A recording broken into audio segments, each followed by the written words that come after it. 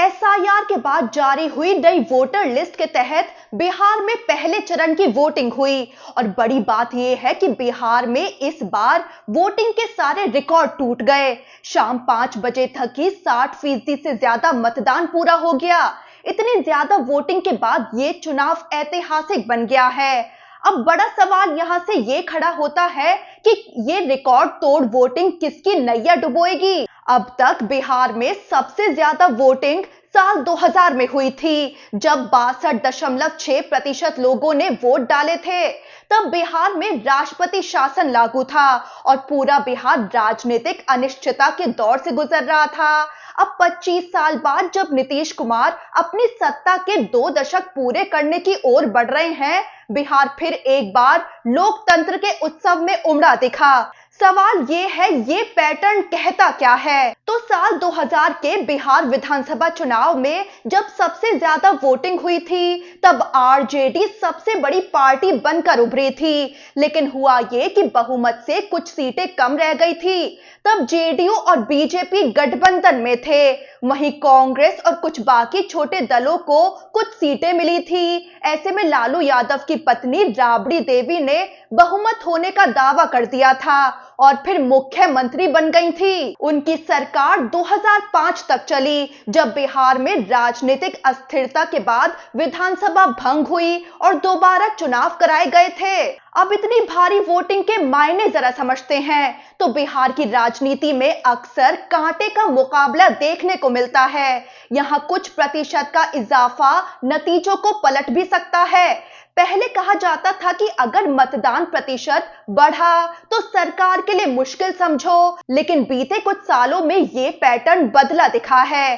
कई राज्यों में एंटी इनकम्बेंसी से ज्यादा प्रो इनकम्बेंसी नजर आई है। आंकड़ों को देखें तो जिन 11 चुनावों में मतदान प्रतिशत बढ़ा, उनमें से 5 बार सत्तारूढ़ दल की सरकार में वापसी हुई है। लेकिन जिन 3 बार मतदान घटा, उनमें से 2 बार सत्ता पलट गई। यानी ये समझना अभी बाकी है कि बिहार में वोटिंग लोगों ने सरकार के खिलाफ गुस्सा जाहिर करने के लिए की या समर्थन में। वहीं आपको बता दें कि पहले चरण की वोटिंग के बीच कई मामले भी चर्चा का विषय बन गए। उनमें से एक बीजेपी के खिलाफ जनता का गुस्सा देखने को मिला। सीवान और लखीसराय में बीजेपी उम्मीदवारों के खिलाफ जबरदस्त हंगामा हुआ। सीवान के गौरिया कोठी विधानसभा क्षेत्र का नबीगंज बूथ जब यहां बीजेपी उम्मीदवार देवेशकांत सिंह पहुंचे तो गांव वालों ने उनका जबरदस्त विरोध किया। वोटर्स उनके सामने वोट चोर के नारे लगाने लगे। वहीं लखीसराय में बिहार के उप मुख्यमंत्री विजय कुमार सिन्हा को भी लोगों का तीखा विरोध झेलना पड़ा। विजय सिन्हा की गाड़ी पर गोबर और जूते बरसाने की खबर सामने आई। यहां तक कि लोग नारे लगाते भी दिखे, नारे रोड नहीं तो वोट नहीं। हालांकि विजय कुमार सिन्हा ने आरोप लगाया कि उनके काफिले पर विपक्षी दल आरजेडी के कार्यकर्ताओं ने हमला किया। साथ ही चेतावनी दे डाली कि एनडीए के सत्ता में आने पर इनकी छतों पर बुलडोजर चलेगा। वहीं इस घटना को लेकर आरजेडी ने बीजेपी पर हमला बोल दिया। पार्टी ने सोशल मीडिया पर पोस्ट किया, जिसमें लिखा कि 10 साल में लाख मिन्नतों के बाद भी विजय सिन्हा ने एक भी रोड नहीं बनवाया। पोस्ट में तंज करते हुए लिखा कि आज वहीं जाकर वो मतदाताओं को मुंह चिढ़ा रहे थे कि कभी रोड नहीं बनेगा। पोस्ट में आगे लिखा कि विजय सिन्हा की ओछी हरकत पर वोटर्स ने रोड नहीं तो वोट नहीं का नारा लगाया। अब आपको जरा ये बताते हैं कि पहले चरण की वोटिंग में आखिर जमीन पर क्या दिखा। जो रिकॉर्ड तोड़ वोटिंग हुई, उसमें क्या समझ आ रहा है? क्या जनता बदलाव चाहती है या एनडीए सरकार पर भरोसा कायम है? नीतीश कुमार के खिलाफ एंटी इनकम्बेंसी की लहर तो नजर नहीं आई, लेकिन जनता की आंखों में नौकरियों के, महंगाई के और युवाओं के पलायन के सवाल जरूर थे। शराबबंदी के बावजूद शराब की आसानी से उपलब्धता पर आम लोगों, खासकर महिलाओं में आक्रोश भी दिखा। वहीं जनसुराज और ओवैसी की पार्टी वाले गठबंधन जैसी तीसरी ताकतों ने कई सीटों पर मुकाबले को त्रिकोणीय बना दिया। अब आपको बताते हैं कि पहले चरण में जिन सीटों पर वोटिंग हुई, उनमें बड़े चेहरे कौन कौन से मौजूद थे। पहले तेजस्वी यादव। बिहार के पूर्व उप मुख्यमंत्री और महागठबंधन के सीएम उम्मीदवार तेजस्वी यादव की सीट पर इस पहले चरण में वोटिंग हुई। तेजस्वी राघोपुर सीट से चुनाव लड़ रहे हैं और उनके सामने बीजेपी के सतीश कुमार सिंह हैं। तेजस्वी यादव इस सीट से 2 बार विधायक रह चुके हैं। हालांकि साल 2010 के चुनावों में इस सीट से सतीश कुमार ने जेडीयू के टिकट पर बिहार के पूर्व मुख्यमंत्री राबड़ी देवी को हरा दिया था। तो राघोपुर सीट का मुकाबला काफी दिलचस्प है। पहले चरण के दूसरे बड़े चेहरे थे तेज प्रताप यादव।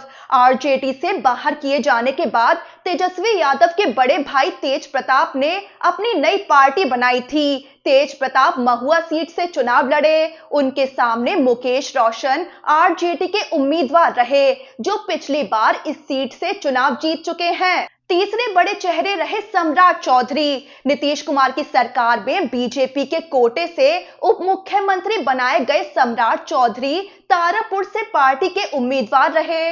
वो इस सीट से पहली बार चुनाव लड़ रहे हैं। माना जा रहा है कि अगर सम्राट चौधरी चुनाव जीतने में कामयाब रहे तो पार्टी में उनकी हैसियत और बढ़ सकती है। इस सीट से आरजेडी के अरुण कुमार से उनका सीधा मुकाबला है।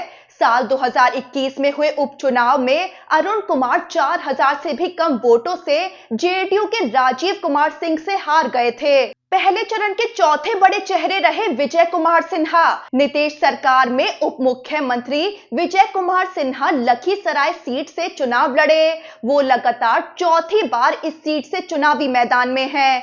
ये बीजेपी के बड़े चेहरों में से एक हैं। पांचवें बड़े चेहरे रहे खेसारी लाल यादव। भोजपुरी गायक और अभिनेता खेसारी लाल यादव छपरा सीट से आरजेडी के उम्मीदवार हैं। खेसारी लाल का मुकाबला बीजेपी उम्मीदवार छोटी कुमारी से होने जा रहा है। छोटी कुमारी के समर्थन में भोजपुरी फिल्मों के 2 चेहरे पवन सिंह और निरुआ ने प्रचार भी किया था। पहले चरण की छठी चर्चित चेहरा रही मैथिली ठाकुर। चुनाव से पहले बीजेपी में शामिल होने वाली मैथिली ठाकुर को पार्टी ने दरभंगा की अलीनगर सीट से चुनावी मैदान में उतारा। इस सीट से आरजेडी ने विनोद मिश्र को टिकट दिया। विनोद मिश्र पिछले चुनाव में इस सीट पर सिर्फ करीब 3000 वोटों से मुकेश सहनी की पार्टी के उम्मीदवार से हार गए थे।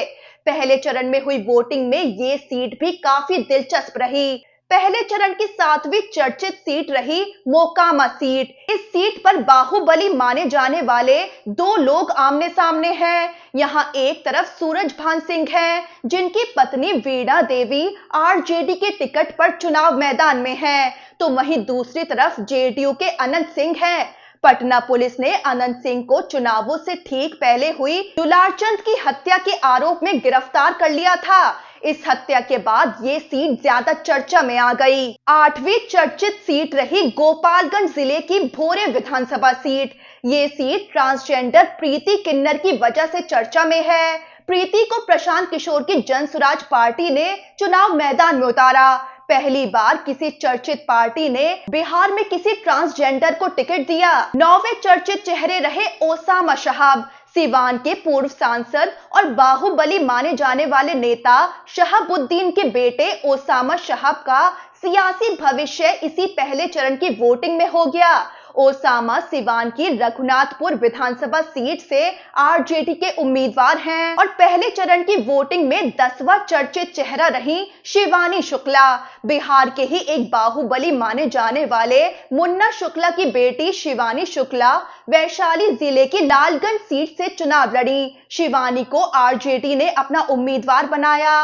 लंदन से लौटकर राजनीति के मैदान में उनके उतरने की चर्चा भी काफी हो रही है। पिछली बार यहां से बीजेपी के संजय कुमार सिंह जीते थे। उन्हें इस सीट पर वोटों के बंटवारे का काफी फायदा मिला था। इनके अलावा बिहार में पहले चरण में जो उम्मीदवार चुनाव मैदान में थे, उनमें नीतीश सरकार के मंत्री रहे विजय कुमार चौधरी भी शामिल हैं। विजय चौधरी समस्तीपुर के सराय रंजन से जेडीयू के उम्मीदवार हैं। उन्हें नीतीश कुमार का संकट मोचक भी कहा जाता है। कहा जाता है कि विजय चौधरी कई मौकों पर नीतीश कुमार को परेशानियों से बाहर निकालते रहे हैं। अब पहले चरण की वोटिंग तो हो गई। बिहार में अब दूसरे चरण की वोटिंग 20 जिलों की 122 विधानसभा सीटों पर 11 नवंबर को होनी है और वोटों की गिनती 14 नवंबर को होगी, जिसके बाद सामने आ जाएगा कि बिहार पर किसका राज होगा।